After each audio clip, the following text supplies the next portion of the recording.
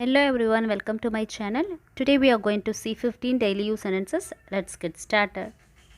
குழந்தைக்கு ரொம்ப செல்லம் கொடுக்காதன்னு சொல்கிறதுக்கு do not over pamper the child அப்படின்னு சொல்லலாம். Do not over pamper the child அப்படின்னா குழந்தைக்கு ரொம்ப செல்லம் கொடுக்காத. சின்ன பசங்களாம் பார்த்தீங்கன்னா சில டாய்ஸ் ஆர் சம்திங் வந்து எதையாவது கையில் வச்சு எங்கேயும் உருட்டிகிட்டு இருப்பாங்க. அப்போ நம்ம அதை உருட்டாத அப்படின்னு சொல்கிறதுக்கு டோன்ட் ரோல் டவுன் தட் அப்படின்னு சொல்லலாம். இதை கீழே போட்டு உருட்டாதன்னு சொல்கிறதுக்கு டோன்ட் ரோல் டவுன் தட் அப்படின்னு சொல்லலாம். இன்றைக்கி என்ன நாளுன்னு கேட்குறதுக்கு வாட் டே இஸ் டுடே அப்படின்னு கேட்கலாம். வாட் டே இஸ் டுடே அப்படின்னா இன்றைக்கி என்ன நாள்.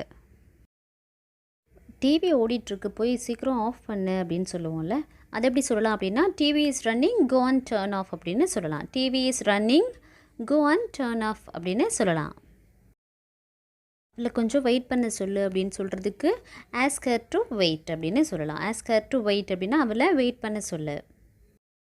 சின்ன பசங்கள்லாம் பார்த்தீங்கன்னா நிறைய பேர் வந்து அப்படி தவழ்ந்து போவாங்க, ஊர்ந்து போவாங்க. ஸோ அந்த மாதிரி பண்ணாத அப்படின்னு சொல்கிறதுக்கு டோன்ட் க்ரால் ஃப்ரம் ஹியர், இங்கேருந்து ஊர்ந்து போகாத அப்படின்னு சொல்கிறதுக்கு டோன்ட் க்ரால் ஃப்ரம் ஹியர் அப்படின்னு சொல்லலாம்.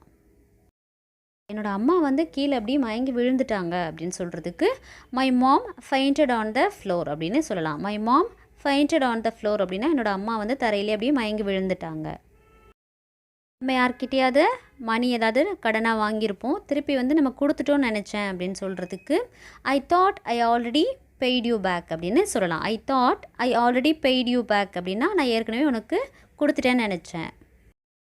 கவலைப்படாத, எல்லாம் நல்லா நடக்கும் அப்படின்னு சொல்கிறதுக்கு don't worry everything will go off well அப்படின்னு சொல்லலாம். Don't worry everything will go off well அப்படின்னா கவலைப்படாத, எல்லாம் நல்லா போகும், நல்லா நடக்கும் அப்படின்னு அர்த்தம்.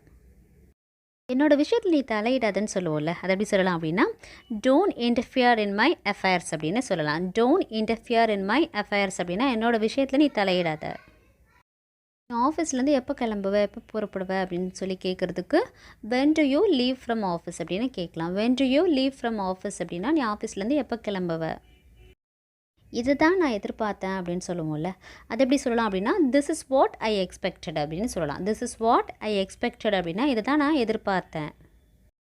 என்கிட்ட கத்தாத அப்படின்னு சொல்கிறதுக்கு டோன்ட் எல் அட் மீ அப்படின்னு சொல்லலாம். டோன்ட் எல் அட் மீ அப்படின்னா என்கிட்ட கத்தாத.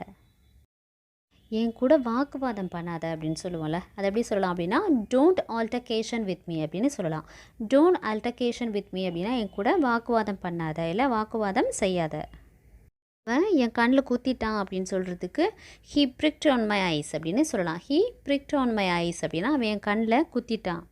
Thank you so much for watching. If you are new here, please subscribe and share. If this video helped you to learn a little bit English, give me a like. நான் உங்கள் முகம் கானா சகோதரி.